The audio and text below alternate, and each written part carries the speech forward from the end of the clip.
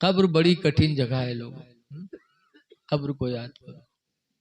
हजरत उस्मान गनी रदी अल्लाह ताला अन्हु, कितना बड़ा दर्जा हजरत उस्मान। एक मरतबा हुजूर सल्लल्लाहु अलैहि वसल्लम घर में आराम फरमा रहे थे तो हजरत अबू बकर रदी अल्लाह अन्हु मिलने गए। जब मिलने गए तो हुजूर लेटे थे और लुंगी खिसकी हुई थी, पिंडलियां खुली हुई थी, टूहना नहीं पिंडलियां। हुजूर लेटे थे, हजरत अबू बकर रदी अल्लाह अन्हु गए, बैठ गए, बातचीत होती रही। थोड़ी देर बाद हजरत उमर रदी अल्लाह अन्हु गए, तब भी हुजूर ऐसे लेटे रहे, बातचीत होती रही। थोड़ी देर बाद हजरत उस्मान मिलने के लिए गए। जब उस्मान गनी गए तो हुजूर ने उस्मान को देखा तो उठ के बैठ गए और अपनी पिंडलियों को छुपा लिया। तो हुजूर की बीवी हजरत आयशा कहती हैं, अब्बा ओ या रसूल अल्लाह, मेरे अब्बा है तो आप ऐसे लेटे रहे, हजरत उमर रदी अल्लाह अन्हु आए तो आप ऐसे लेटे रहे, और हजरत उस्मान आए तो आप उठ के बैठ गए, पिंडलियों को छुपा लिया। तो हुजूर फरमाते, आयशा मैं उस्मान से क्यों ना हया करूं, उस्मान से तो जन्नत के फरिश्ते भी हया करते हैं। उस्मान से मैं हया क्यों ना करूं, उस्मान से जन्नत के फरिश्ते भी हया करते हैं। ऐसे उस्मान जब कब्र पे जाते थे तो रोते थे, इतना रोते कि उनकी दाढ़ी आंसुओं से भीग जाती।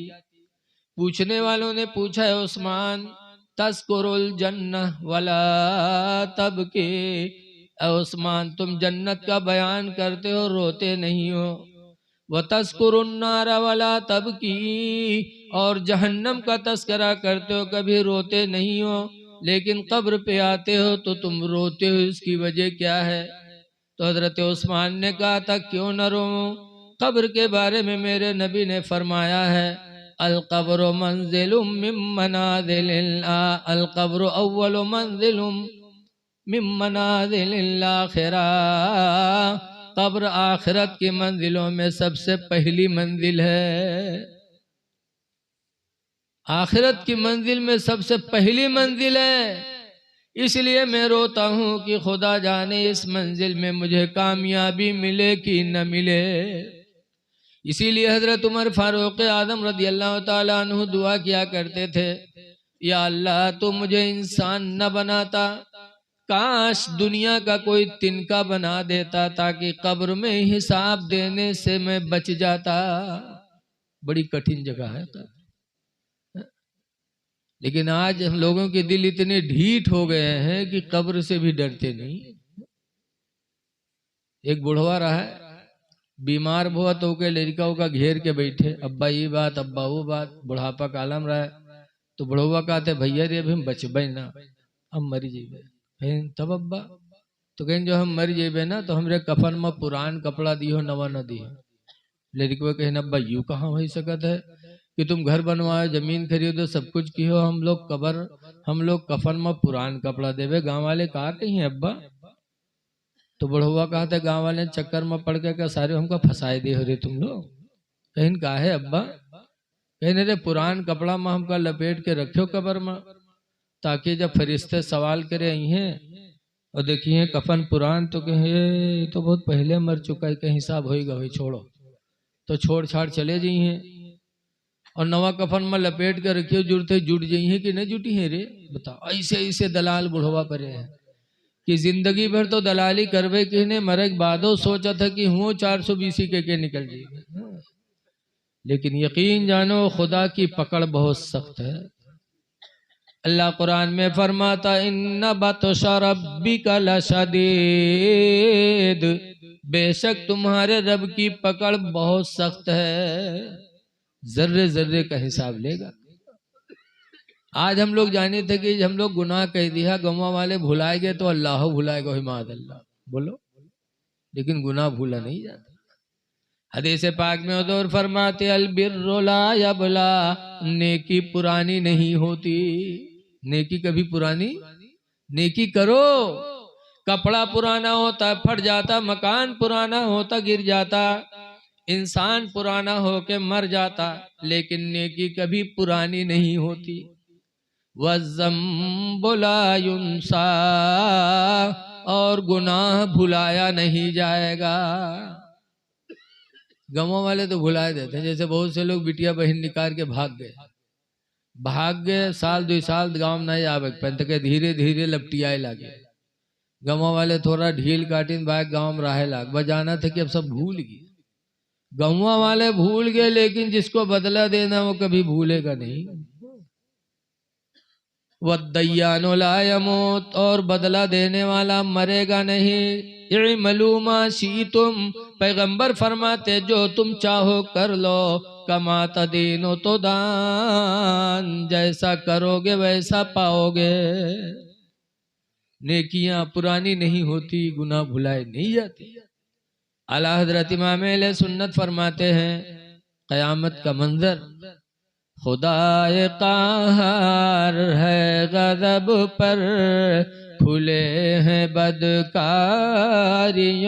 के दफ्तर।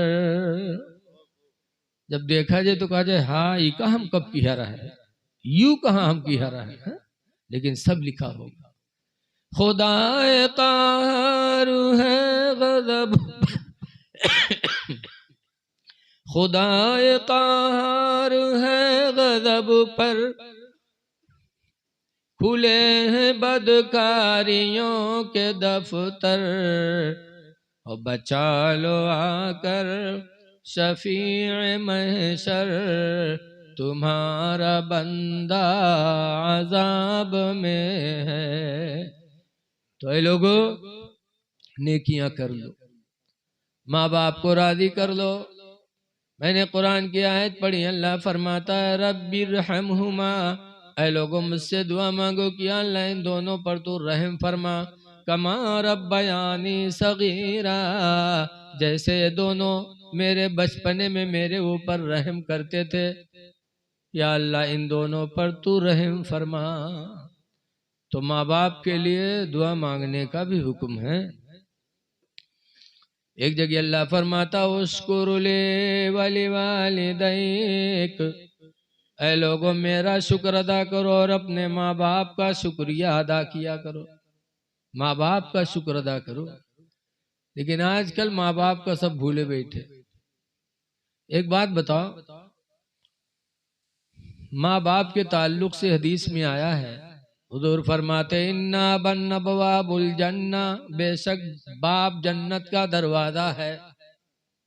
और माँ के बारे में आया इन्नल जन्नत तहत रिजलिहा, कि बेशक जन्नत माँ के पैरों के नीचे है। अच्छा, पीरो साहब के बारे में कहूँ लिखा है कि पीर साहब जन्नत के दरवाजा हूँ। हम तो भैया नहीं पढ़े वढ़े, हमारे हजरत इल्म वाले हैं, हो सकता उन्होंने देखा हो, लेकिन इस तरह सराहतन जैसे हदीस में बाप को जन्नत का दरवाजा बताया गया, मुझे नहीं मालूम पीर के बारे में बताया गया कि नहीं।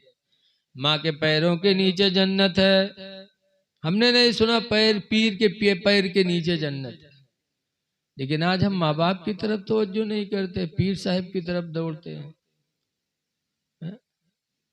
हमने तो यहाँ तक सुना है कि मदीने के करीब एक साहब ने मिन्नत मानी कि अल्लाह मुझे शिफा दे दे तो मैं काबा की चौखट चूमूंगा।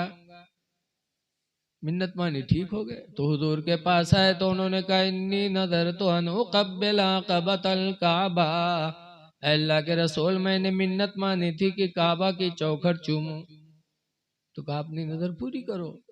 कहा मैं मक्का नहीं जा पाऊंगा, मेरे पास पैसा नहीं कि सवारी से जाऊं, ताकत भी नहीं कि पैदल जाऊं, मैं मक्का नहीं जा सकता, काबा कैसे चूमूं। तो सरकार ने फरमाया था युरजी इला बैतिका, मक्का नहीं जा सकते तो अपने घर वापस चले जाओ। वक़ब्बिल क़दमै उम्मिका, और अपने माँ के दोनों पैरों को जाके चूम लो, अल्लाह ताला तुम्हें काबा की चौखट के चूमने का सवाब अता फरमा देगा। माँ के कदम चूमो। लेकिन आज माँ का कदम कोई नहीं चूमता, पीर के पैर चूमे थे। पीर का पैर चूमना है जायज? जायज नहीं। जिसको नबी फरमाते हैं उसकी तरफ हमारी तवज्जो नहीं, और पीर साहब का चूमे खातिर परेशान है। चूम ले बस। हमारे वहां मिहीपुरवा के आगे एक जंगल है बिछिया, वहां एक बाबा आए थे, बाबा हुजूर उनका नाम था। और अल्लाह ने उनके हाथों में शिफा दिया था। कोई बीमार जाता था वो आरी लिए रहता रहा, आरी वो कहूँ मार देते रहे, कहूँ लगाए देते रहे, वो आदमी ठीक हो जाता है। बहुत शिफा मिलती थी। हमको भी कई दफा तकरीर करने के लिए बाबा अपने वहां बुलाए भी छिया, लेकिन हमने उनका मुंह नहीं देखा। वजह था कि वो हमेशा ऐसे ही चादर ऐसे बांधे रहते थे, ऐसे हमेशा रहते थे, चाहे गर्मी हो चाहे ठंडी हो, मुंह नहीं देखा। लेकिन शिफा अल्लाह ने बहुत उनके हाथ से लोगों को दिया। एक मर्तबा मैं भी बहुत बीमार हो गया और मुहर्रम का महीना था, बम्बई तकरीर करने जाना था और तबीयत बहुत खराब। गया नानपारा में त्रिपाठी डॉक्टर को दिखाया, उसने दवा लिखा, लिया तो इतनी दवा लेके घर गया तो बीवी देखी तो नाराज होला, कही रत्ती दवा कही हो, खून जल जाए कि नहीं जल जाए। वो पकड़ ले के बिछिया बाबा हुजूर पास, मेहरवन के यहाँ बाबा दई से बड़ी मोहब्बत होती। पकड़ ले गए तो चले गए, वहाँ लेके गए बाबा से बताए, बाबा एक ठोक केला अपने हाथ से दी और केलवा हम खावा, बस सारी बीमारी दूर हो गई। सारी दवा ला के वापस कर दिया। गए बम्बई, माशाल्लाह 15 दिन तकरीर किया, फिर सफर वापस आया। अल्लाह ने बहुत शिफा दिया था, उनके मानने वाले बहुत थे। जंगल में रहते थे, ऐसे ही टीन की मस्जिद बनवाई, टीन का घर। गवर्नमेंट ने मना किया, जंगल की जमीन पे कुछ कर नहीं सकते, तो उनके मानने वालों ने राय बोझा, इधर से जाओगे नानपारा के आगे राय बोझा पड़ता है, वहां पर 5 बीघा जमीन खरीद के लोगों ने बाबा का मकान वकान बनाया सब। फिर जलसा किया और ये ऐलान हुआ कि आज बाबा हुजूर बिछिया से हिजरत करके रायबोझा आएंगे। बड़ा मजमा, लाखों का मजमा, दिल्ली बम्बई सुल्तानपुर इलाके के बहुत से लोग, सब गए इलाका वाले, लाखों का मजमा। उधर तकरीर हो रही, नाते हो रही, सबके ध्यान वहां रहे मीरपुर वालन कि अब्बे बाबा आवत हुई है, अब्बे बाबा आवत हुई है। अतने में हल्की से ठंडी रहे तो जलसा सुना, एक बुढ़ू आवत रहे, उन्हों ठंडी की वजह से इसे रुमाल बांधे रहे, वहारे सावत रहे, बस लोग देखिन बस जुट गए। अब अतना चूमिन चामिन बाबा का की गिराए दी, और कसम खाए कहा अल्लाह कसम हम बाबा न हो, अल्लाह के वास्ते हमका छोड़ दो, हम बाबा न हो अल्लाह वास्ते। लेकिन उनका गूंज गान डारी सब बेहोश हो गए। पुलिस दौड़ के तब एम्बुलेंस में लाद के ले गए अस्पताल में, तब उनके होश आवा। बताओ, अल्लाह जाने इस सुन्नी लोगन का चूमे चाटे में कहाँ मिल जाता। अरे चूमने चाटने से पहले गौर करो कि चूमते एक दूसरे को कोई गिर जाता है, किसी को धक्का लगता है। मसला है कि हाजी हज करने जाए, काबे शरीफ का तवाफ करे और तवाफ करने के बाद जब हजर अस्वद को चूमने की बारी आए तो अगर डर हो कि भीड़ है, भीड़ में हम हजर अस्वद पत्थर को चूमेंगे तो हमसे किसी को धक्का लगेगा या किसी का धक्का हमको लगेगा। तो मसला है कि अगर धक्का लगने का डर है तो हजर अस्वद को चूमो ना, दूर ही से उधर हाथ का इशारा करके अपने हाथ को चूम लो तो हजर अस्वद के चूमने का सवाब मिल जाएगा। जबकि हजर अस्वद को चूमना मेरे नबी की सुन्नत है। जहां नबी की सुन्नत है उस सुन्नत को अपनाने के लिए किसी को धक्का मारना जायज नहीं, तो पीर को चूमने के लिए किसी को धक्का मारना कहां से जायज होगा। है लोगों, अकीदत करो लेकिन गुलू ना करो। बस जो कोई आए वह दौड़ पड़ो के पीछे। माँ बाप की तादीम करो, माँ बाप की खिदमत करो, माँ बाप राजी तो खुदा राजी। एक हदीस शरीफ सुनिए, फिर इंशाअल्लाह ताला जैसा वक्त होगा। हदीस पाक में अन इब्ने अब्बास क़ाला क़ाला रसूलुल्लाह सल्लल्लाहु अलैहि वसल्लम, हजरत इब्ने अब्बास से रवायत है, फरमाते अल्लाह के नबी ने इरशाद फरमाया, अरबअ 4 चीजें ऐसी हैं, मन उतियहुन्ना, जिनको ये 4 चीजें दे दी गई, फ़क़द उतिया खैरुद दुनिया वल आखिरा, तो उसको दुनिया और आखिरत की सारी भलाइयां दे दी गई। 4 चीजें ऐसी हैं जिनको दे दी गई तो दुनिया आखिरत की भलाई उसे मिल गई। वो 4 चीजें कौन है? नंबर 1 परदोर फरमाते, कल्बुन शाकिरुन, शुक्र अदा करने वाला दिल जिसको मिल गया। अल्लाह ने दिल सबको दिया, बगैर दिल के कोई नहीं है, लेकिन सबसे बेहतर भलाई उसको मिली जिसका दिल शुक्र अदा करने वाला हो, अल्लाह का शुक्र अदा करो। और अल्लाह के शुक्र अदा करने का सबसे बेहतर तरीका है पंजगाना नमाज की पाबंदी करना। उससे बेहतर शुक्र कोई नहीं। शुक्र अदा करने वाला दिल। आज हमारी नमाजें छूट रही हैं। याद रखो हदीस पाक में नमाज को निशानी बताई गई, काहे की? हदीस में बैनल ईमान वल कुफ्री तर्कुस सलाह, ईमान और कुफ्र के दरमियान में फर्क करने वाली अगर कोई चीज है तो वो नमाज है। नमाज छोड़ा तो कुफ्र किया और नमाज पढ़ा तो उसने ईमान को अपनाया। इसलिए नमाजें पढ़ो, खुदा जाने किस वक्त बुलावा आ जाए, किस वक्त बुलावा आ जाए। अल्लाह की नेमतों का शुक्र अदा करो। बहुत से लोग कहते हैं हम काहे शुक्रिया अदा करें, फलानवा तो 4 मंजिल बनवाए, हमरे एको मंजिल नहीं है।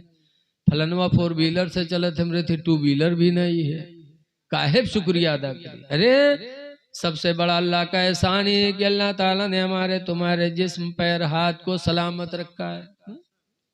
यही अल्लाह का क्या कम एहसान है, शुक्र अदा करो। दूसरे नंबर पर सरकार ने फरमाया वलिसानुन ज़ाकिरुन, और जिसको जिक्र करने वाली जबान मिल गई। जबान सबके पास है, लेकिन जिसके जबान से जिक्र इलाही हो। आज हमारी माँ बहनें जो बैठती हैं तो हमेशा एक दूसरे की गीबत करती है। फलनवा के पतोइया ही मेर है, ढमकवा के मेहरुआ ही मेर है, उके बहिनी मेर है, फस फस फस फस एक दूसरे की बुराई करिए। और कहूँ अगर पकड़ गई साखी शहादम बुलाई गई कि तुम काहे के बुराई किया रहा, तो कहे कोड़िहाय जी हम बोलबे नहीं किया रहा, फौरन कहे हम कोड़िहाय जी हम कहबे नहीं किया रहा, आंखें फूट जाए हम तुमको बोलबे नहीं किया। बहुत बड़ी झुट्ठिन होती। हमारे यहाँ मदरसा अजीजुल उलूम नानपारा के पास सोनारों की दुकान है गैर मुस्लिमों की। अक्सर नकाब वाली औरतें आएंगी पर्स टांग टांग के और सामान लेंगी। एक मर्तबा एक नकाब वाली औरत सोनार से कहे धुका देखा ओखा देखा ओखा देखा, वो 200 सामान निकालेला, वो एक सोने की अंगूठी उठा के पर्स में गप से धई ली। अब वो जब गिनीस तो देखी से एक अंगूठी कम, तो कहते एक अंगूठी कम है। कहते भैया हम नहीं जाने थे। ना तुम्हारे अलावा किसने लिया? कहीं भैया आंखें फूट जाए हम नहीं लिया भैया। कहीं देना पड़ेगा तुमको, तुम्हारे पास है, लिया किसने? कोई था नहीं, तुमको देना पड़ेगा, नहीं दोगी तो हम अभी तुमको नंगा कर देंगे। अंगूठी तुम्हारे पास है। जब वो सोनार इतना सख्त हुआ तब मजबूर होकर के उसने पर्स से निकाला। ये क्या तरीका है? ये इस्लाम की भी तौहीन है, मुसलमानों की भी तौहीन है। पर्स टांग टांग के चली है मार्केट में ही है।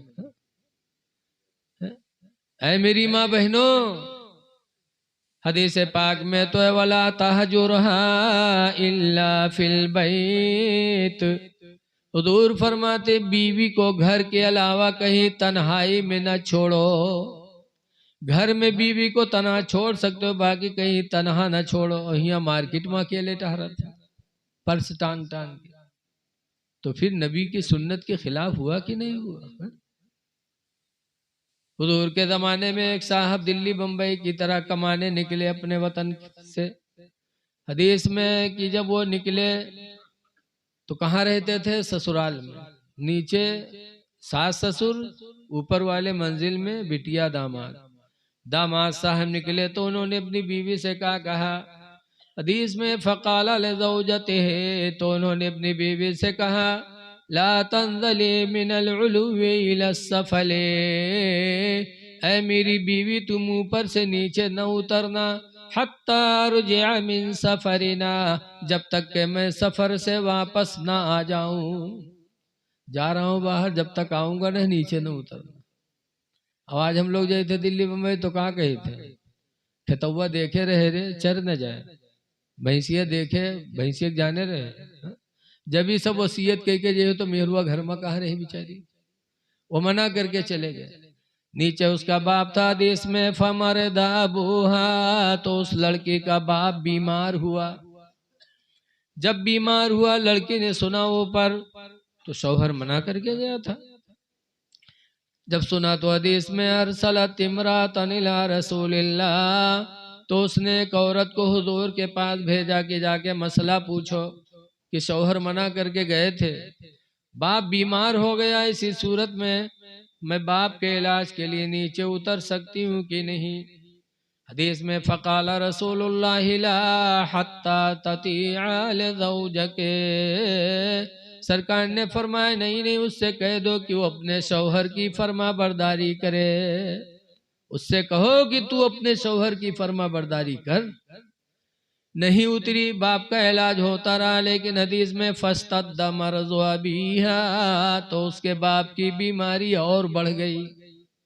जब बाप और बीमार हुआ, हदीस में सुम्मा अरसलत इमरातन इला रसूलिल्लाह, फिर उसने एक औरत को हुजूर के पास भेजा कि जाओ पूछो कि बाप की तबीयत बिगड़ रही है और क्या नीचे उतर सकती हूँ कि नहीं। तो हुजूर ने फिर वही बात बताई, नहीं नहीं, जाके कह दो कि तू अपने शौहर की फर्मा बरदारी कर। नहीं उतरी। लिखा है कि कुछ दिनों के बाद हत्ता माता बूहा, यहाँ तक कि उसके बाप का इंतकाल हो गया। जब बाप का इंतकाल हो गया, फसुम्मा अरसलत इमरातन इला रसूलिल्लाह, तो उसने फिर एक औरत को हुजूर के पास भेजा कि जाके पूछो कि अब्बा का इंतकाल हो गया है, हमेशा के लिए मेरे बाप का चेहरा मेरी निगाहों से छुप जाएगा। क्या अपने बाप के चेहरे को देखने के लिए नीचे उतर सकती हूँ। फ़क़ाल रसूलुल्लाह ला हत्ता ततीअ लिज़ौजके, नबी ने फरमाया नहीं नहीं, उससे कह दो कि तू अपने शौहर की फर्मा बरदारी कर। नीचे नहीं उतरी। बाप का जनाजा तैयार हुआ, उसके जनाजे में हुजूर तशरीफ ले गए, सरकार ने नमाज जनाजा पढ़ाए, फिर उसको दफन किया गया। जब मिट्टी हो रही थी, दफनाया जा रहा था, तब गैबी आवाज आई है, कद गफरतुहु बिहसनाति बिन्तिही, मैंने इसको इसकी लड़की के नेकियों के वसीले से मैंने बख्श दिया। हुजूर मुस्कुरा के फरमाते हैं, लोगों देखो देखो, आज वो खुश नसीब दुनिया से जा रहा है कि अपने अमाल की वजह से नहीं, बल्कि अपनी लड़की के नेकियों के वसीले से बख्शा जा रहा है। ऐ लोगों, ऐ मेरी माँ बहनों, ऐसी ऐसी औरतें थीं कि अपने घरों में रहती थीं, बाप का इंतकाल हो रहा है लेकिन शौहर के कहने के मुताबिक नहीं निकली, लेकिन उसका सिला क्या मिला कि बाप भी बख्श दिया गया और इंशाअल्लाह लड़की का भी आखिरत, लड़की की आखिरत भी बेहतर ही होगी। तो सबसे अच्छी औरत वो है जो अपने जबान से अल्लाह का जिक्र करे और अपने शौहर की फर्मा बरदारी करे।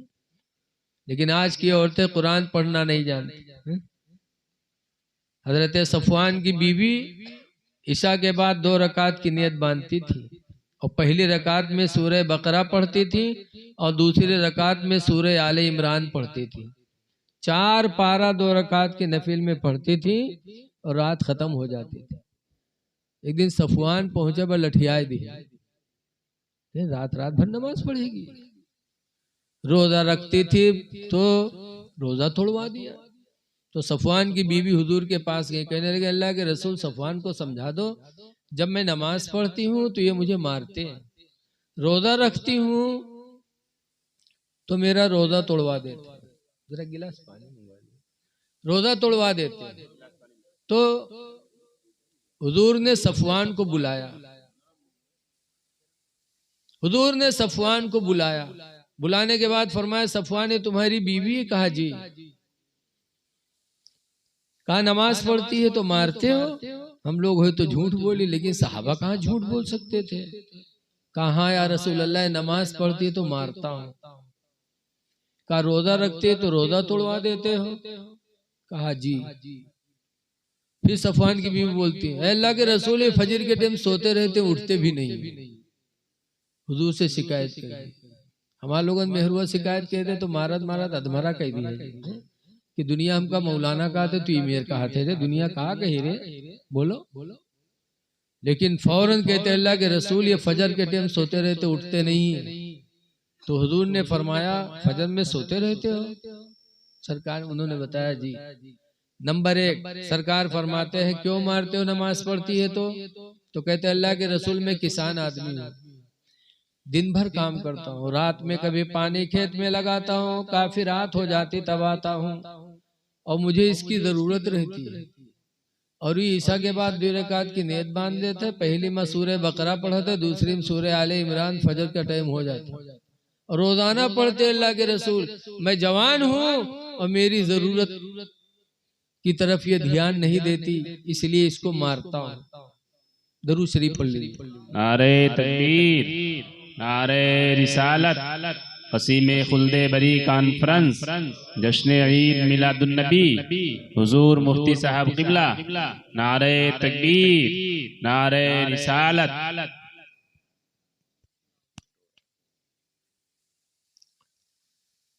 कहा अच्छा रोजा रखते, रोजा क्यों तोड़वाते हो?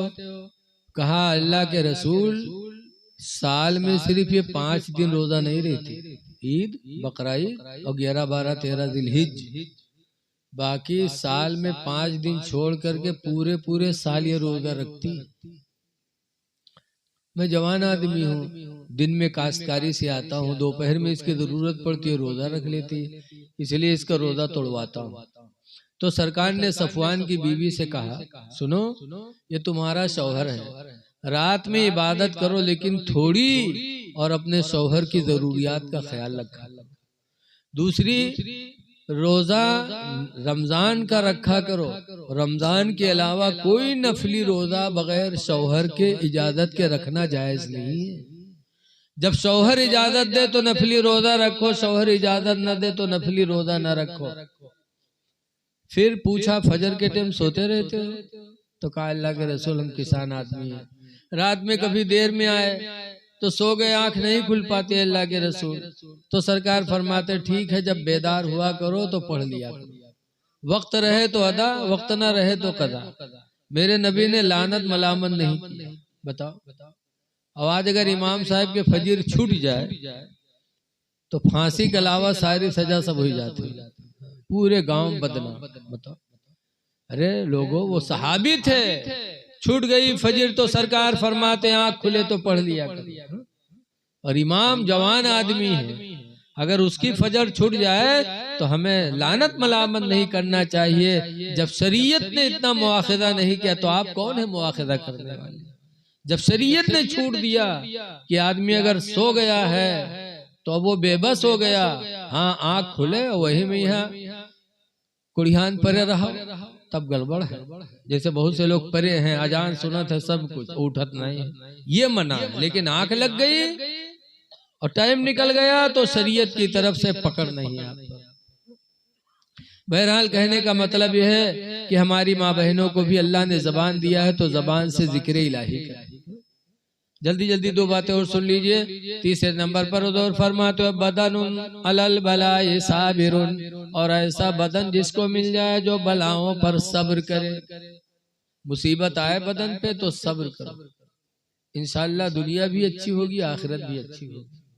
लेकिन आज थोड़ी सी मुसीबत आवत है वह हम लोग घबरा जाते हैं। जहाँ तनी बीमारी परेशानी है वह फौरन कहे अल्लाह उठाए लो, या अल्लाह उठाए लो। मेरे कहे वाले झूठे होते, कोई मरना वरना नहीं चाहे। मौलाना अबू नूर बशीर ने सच्ची कायद में लिखा है कि एक बुढ़िया रहे कि अक्के लड़को बीमार होगा तो रात भर बुढ़िया कहा या अल्लाह हमका उठा लो लड़को ठड़ियाए दो, या अल्लाह हमका उठा लो लड़को ठड़ियाए दो। रात भर बकते पड़ोसी सुनत सुनत हो गए आजिज। भाई एक दिन एक रात पड़ोसी उठा और काला कंबल ओढ़ी सो बुढ़िया पर खौखिया एक दौरा, ब बुढ़िया खटिया से कूद के भाग तो हरे लंग दौरा उका। तो कहा थे भैया कुआ कुआ, रुक हम मलकुल मौत हुई रूह निकाले आए थे। तो बुढ़िया कहते हैं भैया हम नए बीमार हैं भैया, वो लड़कवा बीमार है भैया, लड़कवा बाहर लेटा भैया, हम बीमार नहीं, लड़कवा बीमार। देखो अत्ते दिन कहते रहे अल्लाह हमका उठा लो, लड़को ठड़िया दो, मलकुल मौत का देखे तो कहते हम नहीं बीमार है, लड़कवा बीमार है। ये मरना वरना कोई नहीं चाहता, इसलिए मुसीबतें आए तो सब्र करो। अगर मुसीबतों पे सब्र कर ले गए तो दुनिया भी अच्छी, आखिरत भी अच्छी। और चौथे नंबर पर सरकार फरमाते हैं व इमरातुन, और ऐसी औरत किसी को दे दी गई, कैसी औरत, ला तबगीही खौनन फी नफ्सिहा, जिसने अपने नफ्स में खयानत नहीं किया, कि शौहर बाहर है और बीवी ने किसी से ताल्लुक नहीं पैदा किया, अपने नफ्स की हिफाजत, वला मालिही, और शौहर के माल में खयानत नहीं किया। माल में खयानत बहुत सी औरतन की आदत है कि जब ससुराल से नैहर जइहे मई का तो बैग भर के जइहे, पूछो इमा कहा है कपड़ा पड़ा है, और खोलो तो कहूँ अढ़री की दाल मिली उमा, और कहूँ काजू बादाम मिली, ससुराल से चुराए चुराए लेके जइहे नैहर। ये माल की खयानत है, शौहर के माल की खयानत अल्लाह को पसंद नहीं है। ऐ मेरी माँ बहनों, अपने शौहर के माल की हिफाजत करो, अपने नफ्स की हिफाजत करो। अगर ऐसी तुम हो गई तो तुम्हारे शौहर की भी भलाई और तुम्हारी भी दुनिया आखिरत अच्छी हो जाएगी। अल्लाह ताला हमको आपको इन कामों के करने की तौफीक अता फरमाए। और देखिए ठंडक का महीना है, ज्यादा वक्त लेना मुनासिब नहीं है। बस आप हजरात से यही गुजारिश है कि कुछ भी करो तो अल्लाह की रजा के लिए करो। इसाले सवाब की महफिल हाफिज सद्दाम साहब ने किया है तो ये भी रजा इलाही के लिए होना चाहिए। कुरान में है 21वें पारे के शुरू में वरिज़वानुम मिनल्लाहि अकबर, अमलों में सबसे बड़ा अमल क्या है, तो अल्लाह ने फरमाया रिजवानुल्लाह, अल्लाह को राजी करना। रिजवानुम मिनल्लाहि अकबर, अल्लाह की तरफ से सबसे बड़ा अमल जो है वो रज़ा इलाही। तो नमाज पढ़ो तो रज़ा इलाही के नियत से, हज भी करो तो रज़ा इलाही के नियत से, उम्रा करो तो भी रज़ा इलाही के नियत से, ढिढोरा पीटने के लिए नहीं। बहुत से लोग तो इके मारे करें, जैसे उमें लिखा है ना मौलाना अब्दुल मुस्तफा आजमी कि दुई ठोरे जात रहे आपस में मिले तो मुसाफा मिलेंगे, और मुसाफा मिला के बाद एक पूछा था कि भैया आपके नाम क्या है, तो कहें हाजी अब्दुल रहीम। अच्छा, तो कहे हाजी अब्दुल रहीम, मुझसे पूछे ना आपके क्या नाम है भैया, तो कहें नमाजी अब्दुल करीम। तो हाजी चौंके, कहीं नमाजी अब्दुल करीम, कहीं का है, कहीं यूं नाम हम नहीं सुना रहे नमाजी अब्दुल करीम। तो कहीं का है तुम जिंदगी में एक हज की है हो तो हाजी अब्दुल रहीम कहा था। हम रोजाना 5 वक्त नमाज पढ़ते हैं, रोजाना 5 दफा पढ़े थे, तो नमाजी अब्दुल करीम नहीं कह सके थे। तब हाजी चुप, तब डांटे, कहे तुम्हें शर्म नहीं आती है, मैंने नाम पूछा था तो अब्दुल रहीम बता देता, हाजी क्यों लगाया? इसका मतलब तुमने हज इसलिए नहीं किया कि खुदा राजी हो, हज इसलिए किया ताकि दुनिया में तुम ढिढोरा पीटो, रज़ा इलाही की नियत हो। इसीलिए हाजी का दर्जा बहुत बड़ा है। अल्लाह तो